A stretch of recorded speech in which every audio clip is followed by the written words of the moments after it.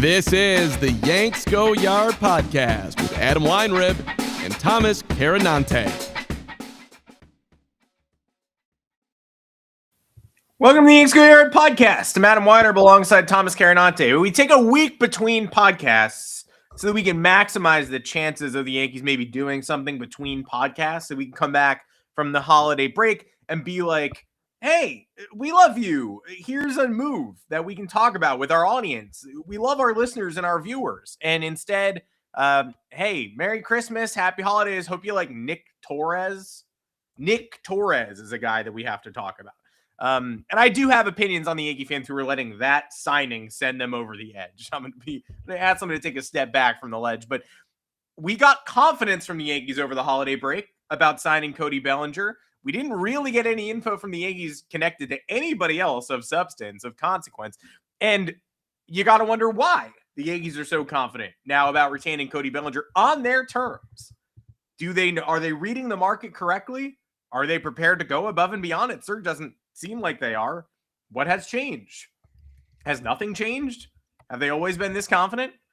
John Heyman helping us out just before the Christmas holiday, but not much else since then. We're going on 5 days without a whisper. Plus, the Tatsuya Imai market seems beyond quiet. No, the Yankees did not lose a bullpen option when Pete Fairbanks went to Miami. We'll explain why. And Thomas, what was your favorite Andrew Heaney moment? He retired last night. We'll do a 25 minutes. Maybe we can top the length of the Paul Blackburn segment talking about Andrew Heaney's retirement. You got to wonder. Until then, though, welcome to the show. Oh, it's great to be here. Hope everybody had Merry Christmas, Happy Holidays. We got New Year's coming up. Only a couple more days left in 2025. Yankees 2025 season and off season. Largely uninspiring, I guess, when you dial it back and look at everything, big picture. Don't know what 2026 is going to hold for us, but here we are watching these minor moves, hoping for bigger ones. Still unclear on what the bigger ones are going to be because the market is doing whatever it's doing. It's genuinely crazy to me how the offseason started so fast with Dylan Cease going to the Blue Jays for all that money. And then the winter meetings had action where you would think the market would start to materialize a little bit more aggressively, but it's about to be January and we got a rerun of like a version of the 2018-19 offseason where everybody lingered around till late January, early February. Doesn't feel right, but that's it. We got the Yankees and Bellinger. Bellinger is one of the top names, apparently waiting for Kyle Tucker to sign. We've talked about this a million times here. I don't know if that helps or hurts anybody, because if Tucker doesn't get the long-term deal that he wants and has to settle for that Bregman short-term high AAV opt-out laden situation, that is not going to get Bellinger the years that he's looking for, whether it's 6, 7, or 8. At this point, I don't think we even know what it is. It's probably just something in excess of 5. I don't know how confident the Yankees are. I don't know what to believe. Actually, I do know what to believe. I know the Yankees have drawn the line in the sand with Cody Bellinger. Like, I don't know that for a fact, but I have watched enough off seasons to know that they had their preliminary talks. This is exactly how the conversation went. Cody, you were great for us. We'd love to have you back. Go see what you can get out there. Come back to us, and then we'll try to work something out. And then I'm sure that Scott Boras poked and prodded to try and figure out where the Yankees were going to land in terms of money and years. And the Yankees gave probably a rough ballpark about where they would be willing to extend themselves and where they're no longer willing to go. And that's that. So now Boras is shopping around as many contenders as possible. But I guess the lone positive here is that they don't think he's going to leave for the Mets. But is that because the Mets are apparently not making these deals anymore based on how we've seen their offseason go? Or is that because Cody Bellinger valued very much being a Yankee and doesn't want to go there? I don't know. Either way, I'm uninspired, waiting for happier and better things. Talk about uninspiring. I mean, the comment section is sort of split at this point on whether you want Bellinger handicapping you or not. And I think good news for those people. I don't think there's a world where the Yankees do the high, the stretch out the AAV contract thing with Bellinger and give him 6, give him 7, give him 8. That seems impossible at this point. So if there's a world where Bellinger is commanding that premium, if Scott Boras goes and shops him around and brings him back and says he's got a 7-year offer, I think the Yankees put pressure on whoever that is to actually pay up and not just, float an offer for the purposes of raising the Yankees prices or helping Scott Boras' bottom line. And they put pressure on Cody Bellinger's camp too and say, hey, do you want to sign with the Angels? Because if you want to take that 7-year deal with the Angels, you're more than welcome to, but I don't think the Yankees are letting that affect them. So I think, famous last words, but I think the one thing we don't have to worry about at this point is the Yankees just going absolutely hog wild for Cody Bellinger. And we've said it on this podcast. I don't think there's anyone out there at this point who is saying, like, if they don't bring Bellinger back, I'm going to lose my mind, in the same way that they did when they were chasing Juan Soto or when they were chasing Aaron Judge when he was flirting with the Giants. Like, Juan Soto leaving for the Mets was, hey, they moved on. They formulated a plan B, but that's a free agent that's hard to replicate. And that was a devastating shockwave. Mm-hmm. If Aaron Judge had left, that would have been massively impactful. They would have had to jumpstart and reset. And hey, maybe they'd actually be further along now, but I doubt it. They'd probably have just gone into money-saving mode. If you hate the way they're treating Aaron Judge's prime, you would have really hated the way they would have treated the window without Aaron Judge, which is Garrett Cole and Giancarlo Stanton sitting here taking up space in the payroll. But those were true make it or break it off seasons where it was like, hey, do whatever it takes. Hal Steinbrenner has to call in from Italy. Like, literally whatever you have to pull string-wise to get these guys back, you're going to do it. And Bellinger, not the same situation. And I think it's clear that the Yankees don't view him the same way. They would really love him back. They do not want to enter next season with an offense worse than the one they left. And Aaron Judge is reportedly a big advocate for bringing Bellinger back. So no matter what the Yankees are trying to do, with financial restraint, they're going to get roped into having these conversations because Aaron Judge wants Bellinger back. But Bellinger should come back. The reason I was so nervous about Trent Grisham was because, hey, if I had to pick between them, even the 1-year commitment to Grisham, I would rather commit to Cody Bellinger for like 5 years and then give the kids a tryout in center field or move Bellinger to center field, whatever, rather than just wasting a year with the same outfield completed or picking 1 year of Grisham over committing to Bellinger. The Yankees don't seem to have let Grisham stand in the way of their Bellinger pursuit. Maybe they're actually showing financial. I would bet right now that they're not going to be tempted into doing something absurd with Bellinger.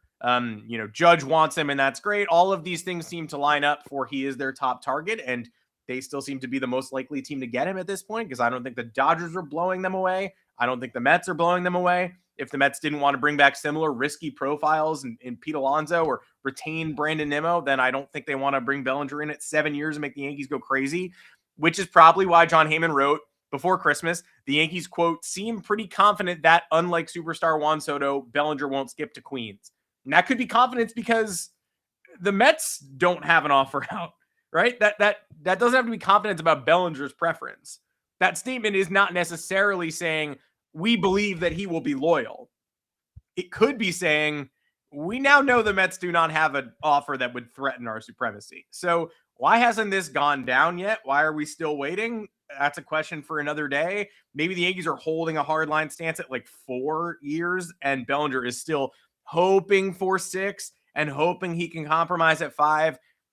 You ask me, hook me up to the truth serum. I do think the Yankees would eventually stretch their offer to 5 if it would finish this, if it would let us all move on. Fans are panicking, I think, just because they don't, not because they think they're going to lose Bellinger, but because it's becoming increasingly clear that bringing back Bellinger is the only thing they plan to do to this offensive core and maybe to this roster in general. And that, I think, is panic-worthy because they weren't good enough when we left last season with Bellinger, and they probably wouldn't be good enough this season if we just return with Bellinger in the fold. Consider me among those who would have rather seen Jones and Dominguez get more reps than Trent Grisham come back for 1 year, even though it's just 1 year. But I'm not going to throw my phone across the room. I'm not going to walk through a door like that guy celebrating the Bears win if they bring back Cody Bellinger. But I'm also not going to be furious that they at least they would have taken a real step. And I'm not scared of the Mets at this point, and I'm not really scared of the Angels, and I'm not really scared of the market in general. Some of that is just because Bellinger doesn't mean quite as much to me as these previous pursuits did. But part of that is because I hear John Heyman and I'm looking at the market and I'm thinking, yeah, I think these two sides can probably settle at a middle ground. I also just at this point, if you're the Yankees too, it just give them the 5 or give them the 6. I know it sounds easier from my seat because I'm not the one cutting the check, but you can't be irrelevant. And I don't know what other moves you can make without bringing Bellinger back that you're going to feel comfortable with. Like, is it an extra year for Bellinger that's making you that much more uncomfortable? Or like, what's worse, giving $350 million to Kyle Tucker, paying Ranger Suarez $170 million? The starting pitching stuff, like if that's where you want to be relevant, like Shane Baz blew that up. Mike Burrows blew that up. Jack Curry saying the Yankees are more likely to acquire a starting pitcher via trade than via free agency. You're paying Not the move. 4 of your top prospects for Sandy Alcantara. Like, don't you have money? Like, it gets even more ridiculous when you think about what they would be capable of if they didn't pay Bellinger. And which, now we look back on it, it makes all the more sense that they were reportedly involved on Imai, and we'll get to him in a few. But like, if you think the best bang for your buck in terms of value is stocking up on starting pitching, then great. Then do that. But in terms of the position player crop, like we've warned about this because of the inaction in the previous off seasons and the unwillingness to bring in top tier talent in fear of blocking prospects that never really panned out and probably will never pan out. Like, now you're in a position where you're looking at this offseason, which is one, next offseason, the offseason after that, are largely not great free agent markets. And as long as the playoff field is expanded, and as long as these teams have longer and longer to decide on whether they're going to be a true contender or not, the trade market is going to be a slow burn, and it's going to get more and more expensive. You have essentially the Detroit Tigers sitting there. I don't think they're trading Tarek Skubal, but they're looking at all these other trades and they're saying, if anybody is going to call about this guy, it better be the best thing I've ever heard. Because if Boz is getting that type of return, if Burrows is getting that type of return, the Yankees are out of luck. The Yankees can't even acquire Freddie Peralta if those are the terms of the trade. I don't know what prospects they have at this moment that would interest the Brewers without the Yankees having to subtract maybe from like guys ready to make their MLB debut or guys already in on the MLB roster. So that's why at this point, it's just like, you got to make the move that is going to save you and not leave you hung out to dry, because I don't know where they go from here if they don't sign Bellinger. And if the Imai situation is deteriorating and they're apparently not interested in, again, who else have you heard them interested in? We're reading every day. We're looking every day. There's not much going on. Is there the possibility that they're operating in the shadows? Absolutely. I think the Yankees prefer to do it that way. They surprise us every year with a move or two, but to be lurking in the shadows with some of the big free agent names, it doesn't really work that way, especially when the market is top heavy. Like they were able to do it last year with Max Fried because of all the other names that were available. Juan Soto was on the move, for example. So that was dominating a lot of the headlines. There is not much room to zig or zag here. You just kind of have to go for who you want and make the play. And that's also the problem with the next 2 or 3 free agent classes. There's 2 to 4 guys headlining the entire thing, and then the rest is veterans on their last leg or young players who didn't really hack it and are replacement level at this point, or maybe bench fodder, or again, paying for somebody's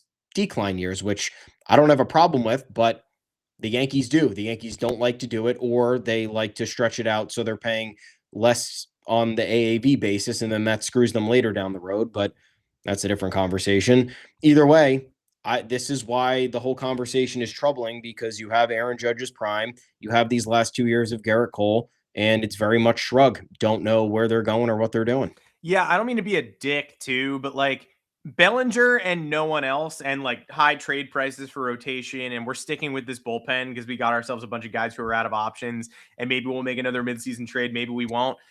The Yankees are not like, sometimes we get angry as fans who are sick of them treading water. They're not one of the worst organizations in sports. Like they're not a baseball team that should be ashamed of the way that they're run, but they are a culture of contention, complacency. Like they are, like the comments are saying, are they championship contenders? Sure. If everything breaks right, you could see them win a title. It feels unlikely to us sitting here on December 29th. It's going to feel unlikely next summer when they're in the middle of another swoon, and it's inevitable. They have the infrastructure that can get them into the postseason, that can get them gate receipts, that can get them 90 to 94 wins, that can get them enough exciting young players, both at the upper levels of the minors and on the roster, to so that we can't sit here and call them a total development failure. Because then they'll say, what about Ben Rice and Cam Schlittler? And we'll say, absolutely, you're right. Those seem like development wins. Not quite enough, but those seem like development wins. But the issue is they are, you don't trust Aaron Boone. You don't trust the coaching staff to level up players on the fringes. You don't trust players to come to New York and get better. Obviously it's easier to build a basketball roster than it is to build a baseball roster. All you need is like one superstar and the rest can fall in line. But there are teams like the Celtics that are championship infrastructure. Look at what they're doing this year without Jason Tatum. And people like Jordan Walsh and Hugo Gonzalez and Baylor Shireman. These are not stars, but these are pieces that come into the Celtics program and get spit out better. And so if the Yankees were a team like that, like the Brewers, honestly, that can't, the Brewers keep folding when they get to the postseason.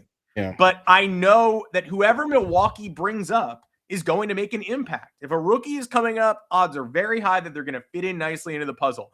If the Brewers are leaving a spot empty in their infield, the player they're going to bring up from AA or AAA from their infrastructure is going to come in and contribute, or at least it's going to be hard-nosed, or at least it's going to be driven. I don't know the Yankees are calling up people that are driven. I think the Yankees are calling up people and bringing in people and building rosters that match the way their manager operates, which is that we'll ultimately be fine. We're too talented to not be fine. Mm-hmm. And they are fine. But bringing Bellinger back and adding nobody is a we're fine move. It's this will even out. Thanks for playing. By the end of this, we'll be at 92 wins. And what are you complaining about? They love to tell you that. And the Yankees media loves to tell you that. Like, this is a good core. This is a team they believe in. And they're not wrong to believe in it attaining a certain level of success. But they don't attack every day as if it is one that could make or break their season. They don't exhaust everything they have in the gas tank. And then every year they get to October and they get overwhelmed by a different team that has unique motivation. It's been the Blue Jays. It's been the Red Sox. It's certainly been the Astros. It was the Rays. Like, they just, these teams that there maybe are not sustainable dynasties come in hungry with a bunch of semi-interchangeable pieces around the core and are able to overwhelm the Yankees. And the Yankees at the end just say, we got to clean things up. We got to be better next year. And it does feel like right now, I wouldn't be picking this team to finish 4th or 5th in the division. Probably be picking them 3rd. But they feel like a team that will walk into spring training, Bellinger or no Bellinger, pitching reinforcement or no pitching reinforcement, although I'm leaning no pitching reinforcement. Because if they do bring in a number 2, then I'm looking at the roster differently, and I'm looking at their motivation a little differently. I don't think they will. I think they'll fill from within. I think they'll say Ryan Yarbrough is fine. I think they'll say, did you see Carlos Legrand? Doesn't he look ready? Brendan Beck could fill in for a couple of spot starts. And I think odds are that those people would not perform as well as Freddie Peralta. But hey, it is what it is. I'm guessing Bellinger plus no pitching infusion plus maybe a spare part. And then I feel like, I would peg them to be a team that if everything broke wrong, they'd fall out of the playoffs like 2023. But that if like 60% of things broke right, it'd be a 93 win team that I wouldn't have much faith in as October rolled around, because I don't believe in the infrastructure yearning to win every day. And I don't believe in these internal fill-ins being able to immediately step in and feel like they are the missing puzzle pieces. They can soak up innings, but it's rare that you just get wave after wave of people who just fit, who have the same mindset, the same mentality. The leadership doesn't preach it. The leadership preaches we will eventually be okay, and they'll eventually be okay. Yeah, it's I think a lot of it too is the Yankees leave weird parts of their process up to chance when they have full control over them, right? So you look at their prospect development and their international scouting, for example.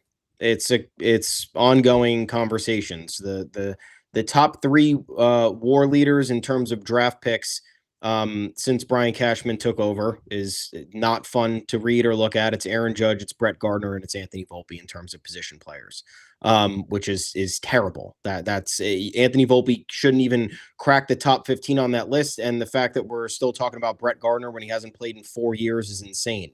The international scouting. Donnie Roland leaves this offseason. He had 15 years on the job. The Yankees had next to no sustained international free agent successes. What are they do?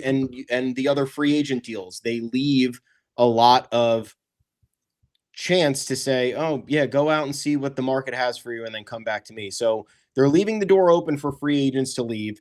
They're thinking that their player development process is going to turn a corner when there's no evidence that it's going to. They think their international scouting is doing a good job or is going to hit, the big one when there hasn't really been a real true semblance of that. Again, we talked about Luis Severino and Gary Sanchez being the major examples over that time, but those were both flashes in the pan and they were wildly inconsistent. So you throw in the fact that they're a big market team with the ability to spend and to attract, in theory, whoever they want, and they don't approach it that way. They have the opportunity most years to empty their farm system for the best trade candidate on the market.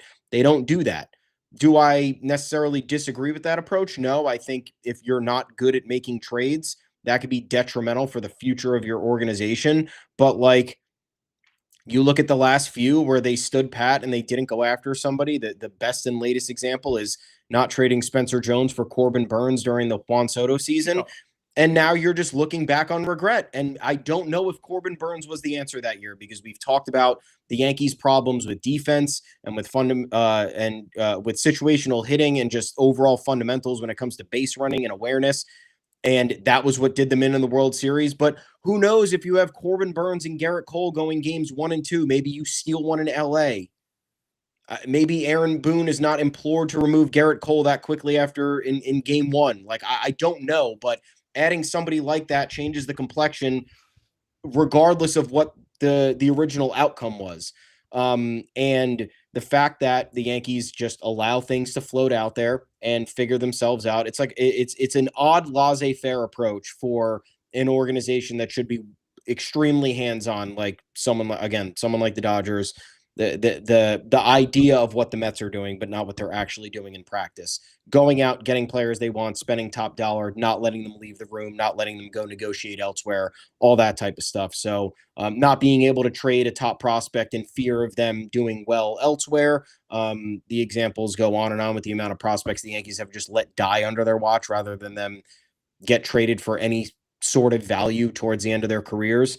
So that's this offseason's approach, is just that in the encapsulation. Every time you hear Brian Cashman speak in an offseason, whether it's at the winter meetings, whether it's at the GM meetings, whether it's the media asking him questions during a quiet Yankees offseason, it is always, we are waiting for our opportunity. We are waiting for the market to materialize. We are waiting for X, Y, or Z to fall in our favor. And that is the way that a team with lesser resources should be approaching the baseball offseason, not a team like the Yankees. So when you're looking at it from the angle, I think the best way to put it is this way. The Yankees are, and I know this is a little bit of a stretch, but they are one Aaron Judge away from being the Angels since 2010. That's just what it is. If they don't have Aaron Judge over this 9-year period, this team is nothing. And I don't even know what the recourse there would have been. I understand they would have been able to make other moves. But who would you have felt confident in the Yankees investing in during those offseasons? Is Bryce Harper your guy over the last, 7-8 years?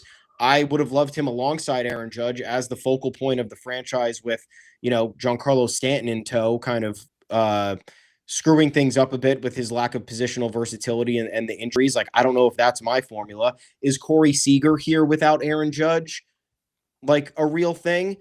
I don't know if that team's contending. Corey Seager is somebody else who battles with injuries. He's incredibly efficient when he's on the field, but if the team isn't well-rounded at the margins, then Corey Seager's acquisition is a little bit moot at that point. So I don't know, the fact that the Yankees they hit on one player in their development pipeline. It's a generational player, so they obviously deserve credit for that. But he also goes outside of the organization to seek whatever he needs and whatever he wants in terms of his hitting coach and all of his other processes. And the roster around him for years has been incomplete and bad, and yet they have still in some regard, however you want to look at their level of success, have been good. They've made the ALCS a bunch of times. They made the World Series once. They make the playoffs almost all the time, with the exception of 1 year, and that was when Aaron Judge was injured and missed 60-plus games. So it just goes back to the theme of them leaving things up to chance and them trusting a stale organizational process that hasn't really gotten them anywhere. And then speaking of Aaron Judge on this whole Cody Bellinger thing, to bring it full circle, what does him being mentioned as having influence here do? Of course he has influence. He's Aaron Judge. I'm sure he meets with the front office. There is no way that he's there and he's saying, give Cody 6 and we're done. The Yankees are not operating like that. So yeah, Aaron Judge is an advocate for Cody Bellinger. I understand that. I support that. I believe that to be true. But that's not changing Hal Steinbrenner's mind. That's not changing Brian Cashman's overall approach in free agency. Mentioning that does nothing to me, or it does nothing for me in terms of like assuring me of this process. But it is kind of funny that he didn't seem to be an advocate for Juan Soto last year. He like forgot to text Juan Soto, change numbers, but he wants Bellinger back. It's also not like it's a very safe thing to be able to say. Like Aaron Judge isn't the reason the Yankees front office knows about Cody Bellinger. Yeah. Like if Aaron Judge was an advocate for Austin Hayes or like a bench piece, then it would be interesting. It would be like, oh, he has spotted someone who he's friends with, who he believes he can work with, who he believes could take this team to the next level. Oh, you figured out that the top free agent on the market's a good fit to stay in New York? Yeah, thank you for that.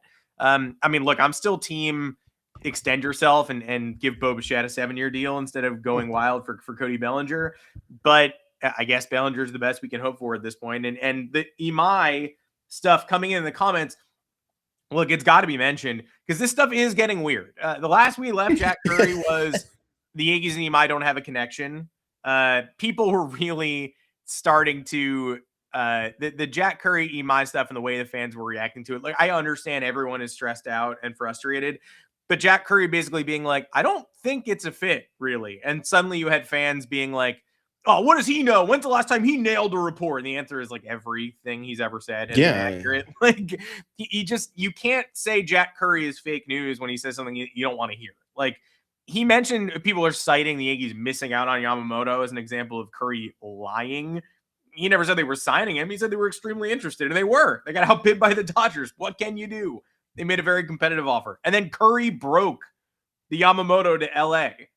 He was the one who broke that. So clearly he had inside sources knowing the Yankees process on that one. He was very clear that they wanted Juan Soto last year. They tried really hard to get Juan Soto. They tried way harder than a lot of skeptical reporters thought they would. Yeah. Like if you remember the chatter coming out around the Yankees offer to Juan Soto, it was, Randy Miller, and I definitely think others, but we're saying they're not going to cross 500 mil or something. You had all this nonsense about how they weren't even really competitive for the obvious number one free agent target for them to return from all of history.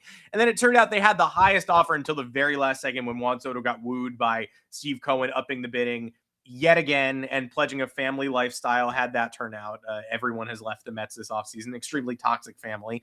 But Curry saying, Imai, I don't see a connection. And people were latching on to him saying, stay tuned after saying, I don't see a fit. People were trying to twist his words to justify the Yankees were in, or saying, oh, what does this hack know? He knows nothing. Like my sources on the Yankees and Imai are better. No, they're not. Now it would appear, and I honestly don't know how to take this, because the latest from Imai, so people were getting on Aaron Boone for saying he didn't know if they had plans to meet with him in person. Turns out Imai, who has to decide by Friday, January 2nd, has not come to the United States to meet with anybody yet. He's taking Zoom meetings. I don't know if he's going to come to America because he's got a couple of days left. And here's what he said. Apparently, there aren't many concrete options on the table yet. And it seems that having teams show interest in receiving a formal offer are completely different things. That's a translated Twitter post. So take from that what you will. But that's what he said over the weekend on Japanese television. He's spoken to teams. He doesn't have an offer, a concrete offer. Certainly doesn't sound ready to pick. Scott Boras tried to diffuse this a little bit and talk about, we've obviously spoken to many folks and et cetera, et cetera. I mean, it doesn't. Why is he not here? Why is he not come here? I mean, the longer we go, if he hasn't come here and if he's not getting any of the interest he desired and if teams aren't clamoring for his services, maybe there's something we don't know. Maybe there's a reason why the Yankees have not been as involved as they should have been. Like, it sounds less weird that the Yankees aren't making this hard push if nobody's making this hard push. Yeah. So my bet would still be on the Phillies or Cubs or Mets and not the Yankees getting to the finish line here. But his market is even more confusing than we thought it was, with 4 days left till decision day. Like, does he go back to Japan? Is he getting anything even close to what he wanted? And how does he even judge? He doesn't appear to have any offers yet. So, like the comments were noting, it is a situation where I guess the Yankees could step in and get a steal on someone that we once thought they might have to pay $180 million for. But something is turning teams off. These conversations are not materializing into concrete offers, it would sound like. So what the hell? Is there is a like a Murakami type deal on the table here? I know he had a different situation because his play kind of declined in some concerning areas for MLB teams over the last 2 years off his career year in 2023, but Imai has kind of hit his stride from 2023 to 2025 and has been really good. So he's probably looking to capitalize on that. And I don't think, a 2 or 3 year deal is going to fulfill him in that way. The whole point of making the jump from Japan to MLB is to get that security. Obviously, for someone like Murakami, it gives him a second chance to hit the free agent market at a young age after proving what he can do at the MLB level. When Freddie Freeman's contract expires. Yeah. So it could be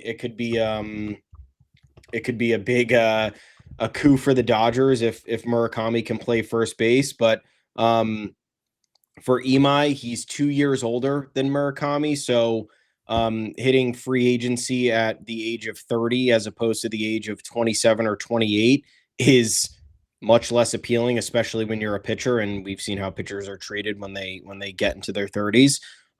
So I don't think that deal is on the table, but it's at least worth wondering what might be happening. There is the opposite.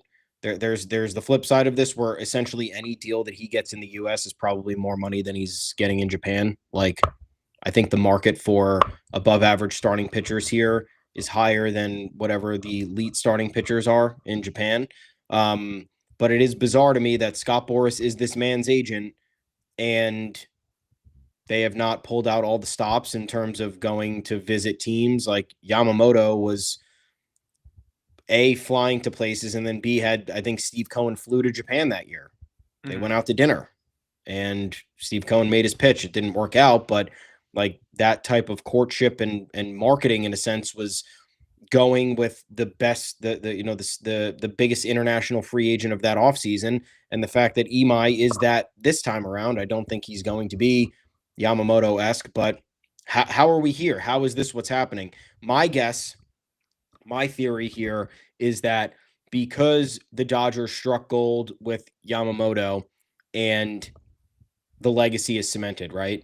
Doesn't matter what he does the rest of this contract. He's been incredible in 24 and 25, World Series MVP. Literally, this is one of the most incredible transitions from league to league we've ever seen, that anything less than that, when you're talking about a significant investment, is going to be viewed as underwhelming or a failure. And I don't think it should be, because no two players are the same. I don't think we should be comparing Yamamoto to Imai simply just because they're both from Japan. Like that's where the discourse goes, where it's like, oh, well, this could be the next best free agent out of Japan. And it's like, can it just be the next best, like, starting pitching free agent that we have right now? I understand there's difference in the leagues, but like, why do we have to compare him to Yamamoto? Why are the market's the same? The trajectory is the same. It's another guy coming to pitch, and hopefully the ceiling is going to be higher than what many people had anticipated. But maybe teams are just saying, I'm not throwing $200 million at this guy. The Dodgers managed to find the diamond in the rough of Yamamoto and gave him all that money. Like, this is now not going to look good for us if it fails, and then it will be another win for like another, almost like a mental or moral victory for the Dodgers. Like, we got the greatest one out of Japan for this 15 years. Suck on that, guys. But yeah, I mean, because otherwise it's very bizarre why this is happening. Or maybe Imai was never interested in really leaving and just wanted to see if an offer popped up. Hey, because the fact that he's gotten 0 offers is crazy. Like, no team came in and was like, how does 100 million sound, to see if they can like lowball him. Mhm. And he's not even getting that. So then at that point, he's like, why am I going to visit these teams if I don't even know the kind of money I'm getting? Like, what if they offer me $40 million and I'm traveling all over the world for nothing? I don't think that. I mean, I don't know. The words came out of his mouth, and he said he's yet to receive an offer, but that could also go in line with him only doing Zoom meetings, which is very bizarre and unprofessional, in my opinion, when you're talking about a long-term job at the top of a certain market. If you're a company, you're flying that person out. If you're that person, you're willing to fly out, or whatever. So I don't know. This is the most bizarre report yet. Again, could the Yankees be lurking? We know the Yankees have scouted him in Japan, so it's possible, but there's only a couple days left. I don't know what this is going to look like. Didn't Yamamoto did not wait till the last minute, right? He signed with like a couple weeks ago. I believe so. I mean, it was like 5 days before Christmas or so. It was basically 2 years ago last week. Because I remember where I was coming back to the family home for Christmas, and it was that horrible night where that Dillweed from the Pat McAfee show tweeted that he was it was a done deal. And we were all like, whoa, okay, hold on. Like, this guy obviously has no sources, but why would he put his reputation on the line saying this? And the answer was, he's an idiot. And Jack Curry broke the Yamamoto news like 4 hours later. But yeah, I mean, you start to trick yourself in situations like that where you're like, I know I can't trust this person, but also why would this person be risking their entire reputation saying something that's going to be so clearly proven false in a couple of hours, couple of days? And then you get to the end of it and you're like, I still don't know why they did that, but it doesn't change the fact that they were lying and had no idea what was going on or got bamboozled. Then this weird statement comes directly from Imai, comes from a translated Imai interview. So, I mean, my thing is I wish we could trust the Yankees here in that if they're staying away for legitimate reasons rather than just discomfort with the financial stakes of the market.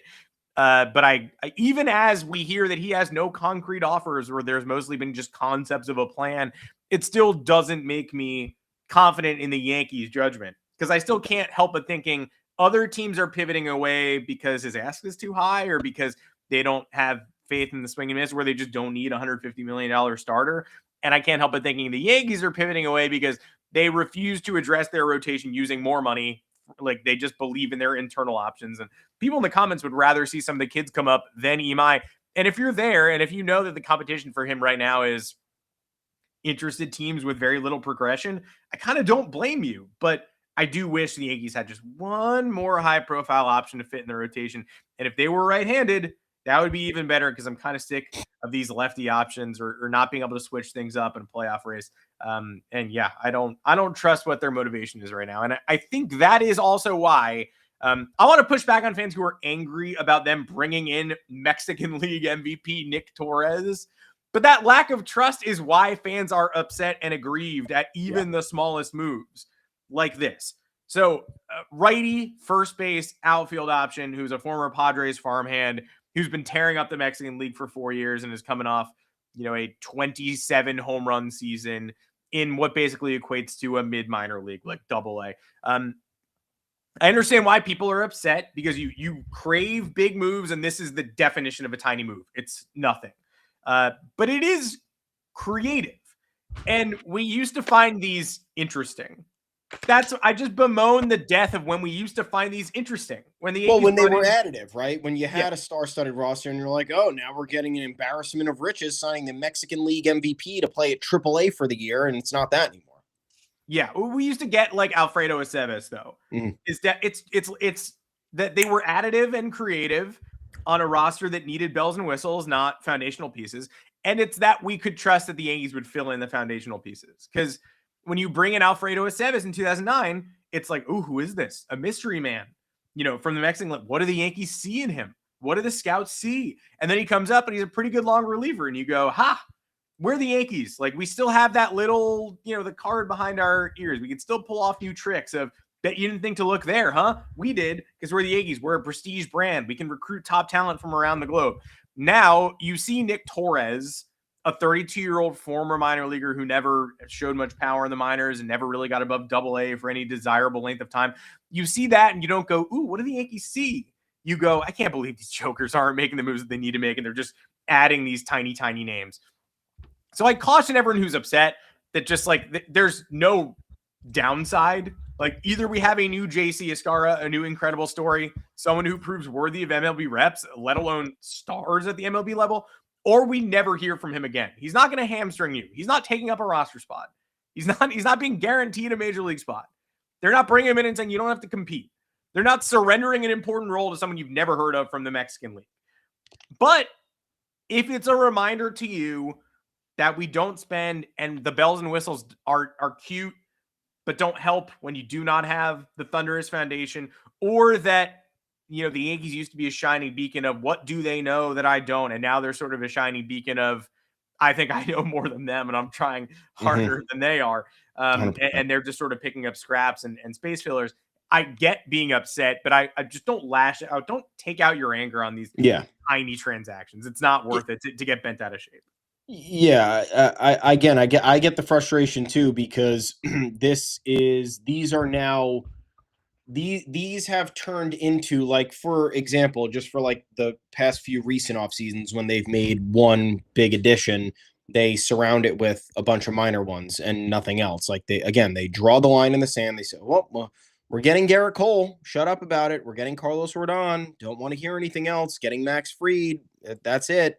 In terms of spending, and then they surround those moves with all these other minor signings, and a lot of them, again, don't pan out for the most part. And why should they? They're supposed to be risks. They're not anything that's going to push you over the edge. But these moves in a vacuum by themselves, without the necessary support around them, are reflective of a small market team looking to find a random diamond in the rough or capitalize on somebody getting hot when they're reaching their latter years, or the fact that they've been around a couple of professional leagues and have succeeded. Okay, great. Maybe that can translate to our bench because we can't afford a $3 million last guy on the bench to hit lefties, like, just for example.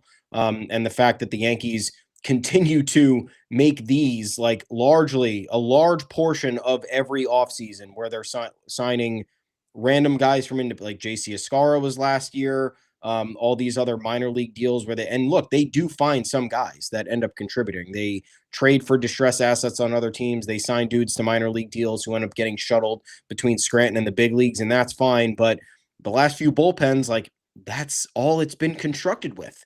That's not sustainable. The last few benches that we've had are washed up prospects or these flyer signings that stand no chance. So get the frustration, but all you can do is just scroll past it and say, I will wait until the Yankees make a real move, and then I'll talk about it. You be the bigger man. You ignore what they're doing, and you wait and demand a better move. Yeah, please. Your silence speaks volumes. Yes. As people say. But it is just frustrating to me to see like this so innocuous tweet on like the day after Christmas that, hey, the Yankees reached a potentially life-changing agreement with this washed out 32-year-old Mexican League MVP, former minor leaguer. And the comments are just like, suck it. I hate you. You make me want to die. It's like, all right, cool. Like, you can just say nothing. Like, you can acknowledge that this is a move that probably is not going to affect you at all. And you could just say nothing. But because we don't forget trust about it by February. Yeah. Because we don't trust the Yankees, it becomes this big shining symbol of their mediocrity. I don't think it should be that, but I do understand why people are frustrated. And hey, you speak of these bullpen wild cards. I think I don't want to go into the, hey, the bullpen's not very good rage again. I don't think the bullpen's very good. Spoiler alert. You can refer back to the Paul Blackburn episode for an impassioned monologue in the bullpen. But the deals that they have passed on at this point of the offseason, where they just have not filled out the bullpen with not even key names, but just potentially effective contributors, a middle ground of the contract universe, it bothers me. But I am bothered by not bringing in Sean Armstrong for whatever, $5.5 million, for not, bringing in Hunter Harvey. I know the price he got. You look at that and you go, huh? Excuse me? But the Yankees did pay $10 million for Paul Goldschmidt last year. They used to be in a better financial state where they, even last year, where they could absorb stuff like that. I wish they could just give out $5.5 million to Sean Armstrong and call it a day. One thing I'm not upset about, even as the options dwindle, is Pete Fairbanks, who does not surprise me at all. Ended up back in Florida, in Miami, instead of in Tampa. And he beat his 1-year guarantee on the option that the Rays turned down. And good for him. He's a very good pitcher. He's probably going to save a lot of games for the Marlins this year. Might make the All-Star team. Easier to do if you're with the Marlins and when you're with other teams that are going to have more reps. So on the surface, I think a lot of people would be like, oh, you didn't want to pay an all-star closer $11 million. You're a hypocrite. Guys, Pete Fairbanks in particular, like, not every reliever who makes $11 million and is a closer and is a potential all-star is a Yankees fit. This is one that was not at all. Scouting needs to go a step deeper before you freak out. Pete Fairbanks does not pitch in cold weather. He has Raynaud's syndrome, which numbs his fingers in certain conditions. Yankee Stadium in April, cold. Yankee Stadium in October, cold. You can manage it, but just because it may not interfere with his ability to contribute in the biggest games of the year does not mean I want to take that financial risk and assign money to someone who I'm quite fearful won't be able to help me during the games that matter the most. Pete Fairbanks' career at Fenway Park, cold weather, damp, wet, icy, frosty, the number one place he'll have to pitch on the road if he's a Yankee. 11 games, 6.17 ERA, 8 earned runs allowed in 11 2/3 innings. And if you've watched him at Fenway Park, which I wish I hadn't over the years, but I have, the control and command are not there. Remember Aroldis Chapman when we used to go from pitch one? He doesn't have it. Pete Fairbanks at Fenway Park is from pitch one. Oh, he doesn't have it. Oh, that ball's in the other batter's box. Good luck to him. But he's staying in Florida where his home games are in a dome for a reason. Trips to Philadelphia, trips to Citi Field in April, and in pennant race games in September are not going to be easy for him. Teams trading for him at potential deadlines know this. Teams bartering for his services this offseason know this. Great pitcher. Not suited for the AL East, which is wild because that's where he was, but not suited for the cold weather AL East, in my opinion. And, again, if he was a Yankee, I'd try to rationalize it. But there are the fits that were half the price. The Sean Armstrongs of the world are the ones that are going to set me off. Passing on Fairbanks as the final top-tier closer on the market, not going to do it for me. It's Roberts. Once Robert Suarez went off the board, then for me, it was the mid-tier, the guys making $5-6 million, the underrated gems like Armstrong. And then once those guys went off the board, I just had to accept the Yankees weren't going to help me out in the bullpen this offseason. Not getting Fairbanks does nothing to me. I agree. The only way they're going to help is via trade. Maybe there's someone they find. I don't know. But you look at this from a multitude of angles, right? If they were passing on someone like Sean Armstrong, who was $5.5 million, and they just paid Jonathan Loaisiga $5. $5. They should have only paid him $5, but they paid him $5 million last year. You saying that makes me realize I had a dream a couple of days ago that he came back on some sort of contract, and I think I'm only just realizing now that didn't happen. If he comes back for like $2 million, I'd be fine with it. But they're not going to do that because they've learned their lesson now. It took them 17 times to learn their lesson with Jonathan Loaisiga. But the fact that they invested $5 million in Jonathan Loaisiga last year, knowing all of the pitfalls that were going to come with that, and they ended up getting killed by it. Why would they be investing $5 million in mid-tier options this time? That was just my thought process, where it was like, they let him go. Their first 3 signings were $2.5 million a piece across the board with Tim Hill, Ahmed Rosario, and Ryan Yarbrough. They're not in this market. And as the options dwindled, you said, well, they're definitely not in on Pete Fairbanks. So why would this be happening?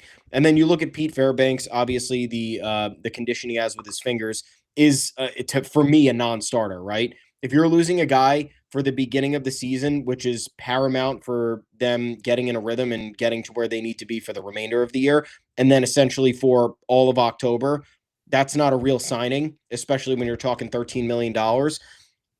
And even that, let's just say, oh, well, it's a good worthwhile. The Yankees of yesteryear would have signed this person regardless of the fit, regardless of any concerns, because they viewed it as a luxury expense and they figured, well, the bullpen's going to be better with Pete Fairbanks than without it.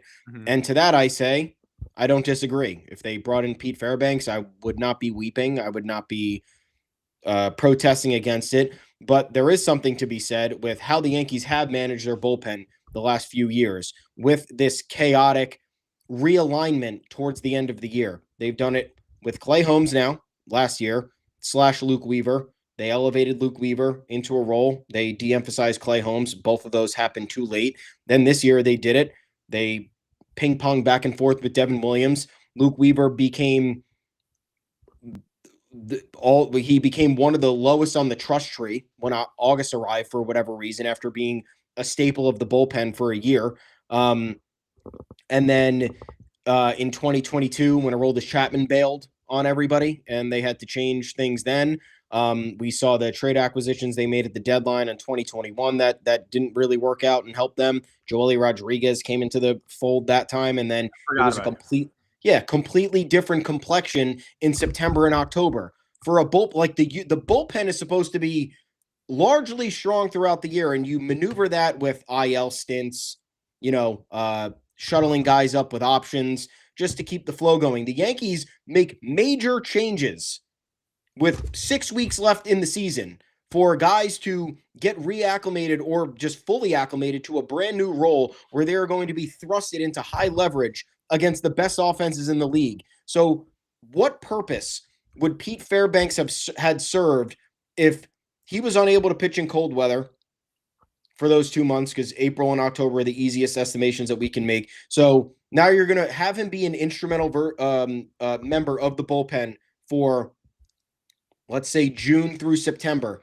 And then you're jumping ship in October to then elevate somebody else to that role. Obviously, I don't think that would have been the way it went. They probably would have just kept him there to pitch in the cold. He would have been bad, or he would have had the condition flare up and he would have needed an IL stint.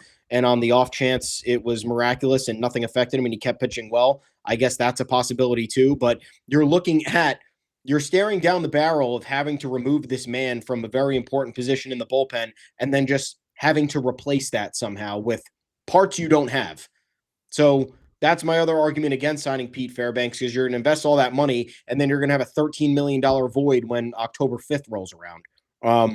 So yeah, 5 minutes on Pete Fairbanks. That's what you get. Yeah, I love those comments too. Yeah, I wasn't expecting that. Like, I wasn't expecting that either. I wasn't expecting that either. I was expecting the Yankees to have made moves at this point in the offseason. But silly me, I have to talk about not signing Pete Fairbanks and why I actually agree with it. Like, hey, we're really trying here, but we're scraping the bottom of the barrel.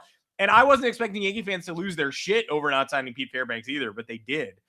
So we have to stand here. We have to defend the Yankees for 6.5 minutes after saying we don't trust them for 50 previously. That's kind of where we're at. Is this an extension of the Alex Jones podcast?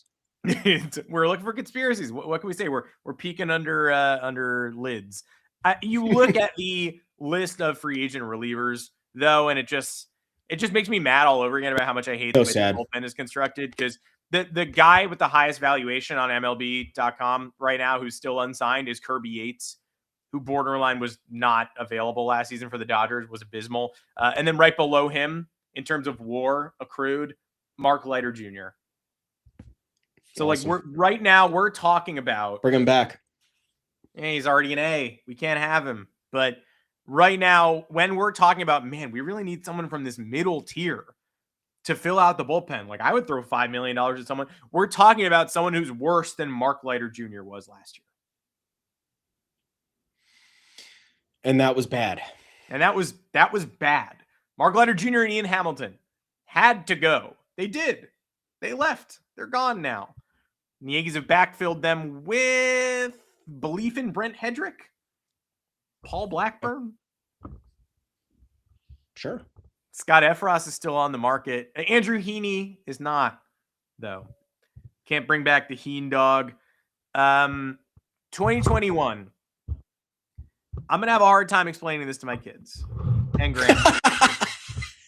Like, it's going to be really hard to tell people without context how horrible this season was. You can't without sounding like a whiny It should tool. be a Yankeeography DVD. If Yankeeography did like worst moments of your life, worst seasons you've ever experienced as a Yankee fan, like instead of the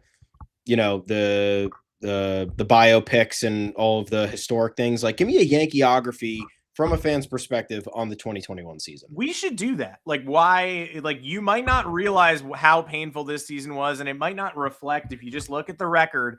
But bottom line, that team in 2021 handed us some of the most mind-numbing late inning losses that have ever been conjured by a team with that much talent. The last game before, and they just would not let you be happy. They wouldn't. They would end series where they had made positive strides with the worst shit you have ever seen, including their final game. I would have preferred if they gave me actual shit. If right before the All-Star game, they said, don't watch today's game. We're instead mailing you feces. I would say, great. I would much rather do that than watch today's game.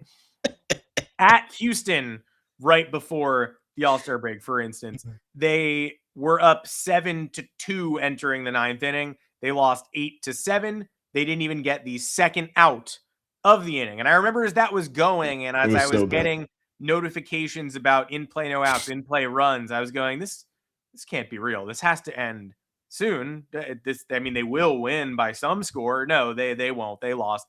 The Domingo Germán game at Fenway Park, where they were carrying a no-hitter into the eighth with a 4-0 lead and lost. Down to their final strike, Kike Hernandez, I remember, tied one and erased a 2-run deficit at Fenway with a double off the wall. I mean, these losses were horrific. They got worse by the day. And at the deadline, they tried. They brought in Anthony Rizzo. And at the time, we thought he was fated to be a Red Sox, and he came to the Yankees. And we were like, that's actually kind of a slick move. I don't know what he has left in the tank, but that's a big leaguer adult bat who knows how to win, who is joining a team in distress. They cannot close series. They cannot finish off impactful and emphatic wins, right? I liked it. They overpaid for Joey Gallo. Although, did they really overpay? They surrendered a whole bunch of utility players and slop in that trade. But Joey Gallo was scary. I did not like the experience. And then on top of that, they bring in Andrew Heaney. And everyone and their mother is like, I understand he's a pitching coach's dream because they love the pedigree and they love the fastball shape for some reason. But if 7 straight organizations can't figure you out, then I don't think the Yankees are going to be able to do it in August and September. It wasn't logical to think you were going to do that. And they didn't. And he was awful. And he went from the rotation to the bullpen and back and forth.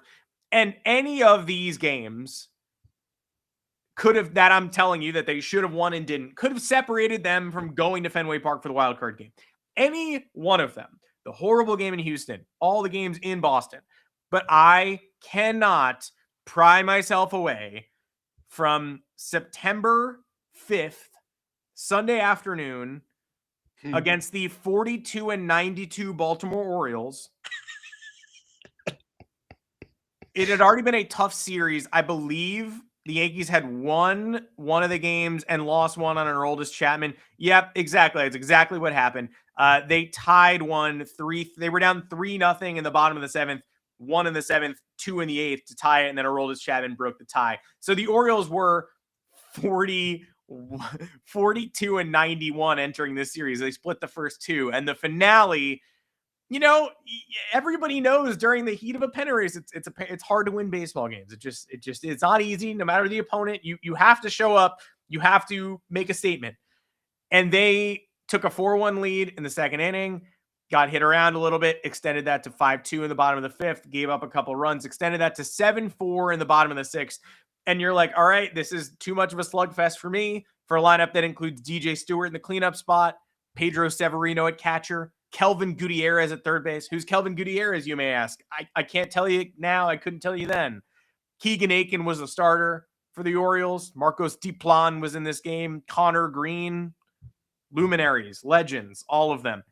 They brought in Andrew Heaney to protect a 7-4 lead in the 7th against a 40-90 team. Gave it away, recording 1 out. It was 8-7. His run scored to make it 8-7. They lost that game 8-7. So you want to look at any number of games that the Yankees blew that year that threw their playoff journey off course. I'm going to look at the Heaney one because of the hubris of acquiring him, because of them believing they could earnestly fix him in 2 months, believing he'd be anything more than just the last man out of the bullpen, a Paul Blackburn type, and then throwing him because of the fact that they clogged up a roster spot with him, because of the hubris. They had to use him in the bullpen, and they had to use him to protect a 3-run lead in a completely unfamiliar scenario in a September game against the worst team in the division. And he handed it just right back in a blink of an eye. And I remember where I was for this too, because I was with family trying to ignore the game. And I just seen they had taken a 3-run lead. And my brother-in-law was like, Yankees, wow. And I was like, they took a 3-run lead 3 minutes ago. They can't possibly have, oh my God. No, it's already gone. It's already gone. And that was Andrew Heaney. And so a lot of games stand out from that season as indicative of a team that just is as the most painful 92-win experience of your admittedly spoiled life. But that game is the one that I'll never forget. Yeah, that was a big one. I mean, the first outing that he had was against the Orioles when he got acquired after the deadline. He gave up 4 home runs in a 7-1 loss, pitched 4 innings. That at that moment, because when they acquired him, everyone was just like, "What? Why? What? Yeah. Where? This isn't going to work." Yeah. Like, where is this need? Where is this need for a 5 ERA pitcher on a playoff contending team? What is the need for this? And the Yankees again tried to get somebody at a discount and rework them, and they didn't do it. Guess who did the very next year? The Dodgers. Dodgers signed him for $13 million. Heaney dealt with injuries that year. He appeared in 60 games, but he had a 3.1 ERA and helped that team get to the playoffs. So more evidence of, again, the Yankees not taking what's theirs. It's them taking what's available and trying to figure it out later. And Heaney is the encapsulation of that. Good for him on his retirement, though. He had a very nice note on social media. Technically retired a champion because he was traded from the Pirates to the Dodgers at this year's deadline. But yes, will not be remembered fondly by Yankee fans. And that's only half his fault, because the rest of it is the Yankees front office's fault. Totally acceptable player, bad Yankees acquisition, hubristic, painful season. And stay tuned. Perhaps Yankeeography, what it was really like to watch the 2021 Yankees, is coming soon. But you could probably just recut what we just did and use that. Hey, thank you for joining us. Again, another quiet, silent, blustery Monday. December is ending. January 2026 is Thursday. Are we going to get a Major League Yankees move by then? I highly doubt it. But hey, subscribe to the channel, subscribe to the podcast feed. You'll know when we're going live. We would love to deliver you information rather than deep dives about Pete Fairbanks. That's what we got. That's where we're left right now. That's how desperate we are, man. What we're sitting here stewing in. We don't expect to be delivering this. I definitely didn't expect to be talking about Nick Torres. Okay. Someone who I definitely had never heard of prior to the end of last week. I found out about him real quick. I'm Adam Weinrib. You can find me on Twitter at Adam Weinrib. Regrettably, I'm still on Twitter. Thomas Carannante, where can the people find? I'm at Tommy's_takes. Thank you all for tuning in today. We are also at the official Yanks Go Yard account. That is at Yanks Go Yard FS. FS is for Fansided. That's the company we work for. Pretty fun time. Fansided also has a website called Yanks Go Yard. That's where we're at, yanksgoyard.com. We have plenty of content there.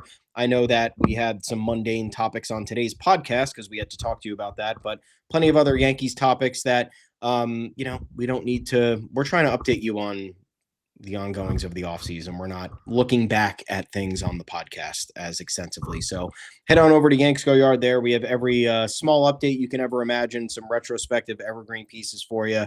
Appreciate you guys reading and tuning in. Of course, like and subscribe to the channel. Until then, I don't know. We'll see what happens. Give us something. Maybe we'll see you in the new year. Maybe we'll see you right before that. I don't know. But Yanks Go Yard podcast here, trying to have a good time. Thank you guys for trying to have one with us. I would love to have a good time. It would make me feel so good to have a good time. But we have a better time when you're all here watching, listening, interacting. So we thank you for that. We will see you in the new year, unless the Yankees force us into an emergency episode, perhaps by declaring that they have no interest in Pete Fairbanks. We'll say, we know he already signed somewhere, but I guess we'll react to that. Let's see if they give us some catnip. We'll regurgitate it, give you our opinion if they do. Until then, see everybody.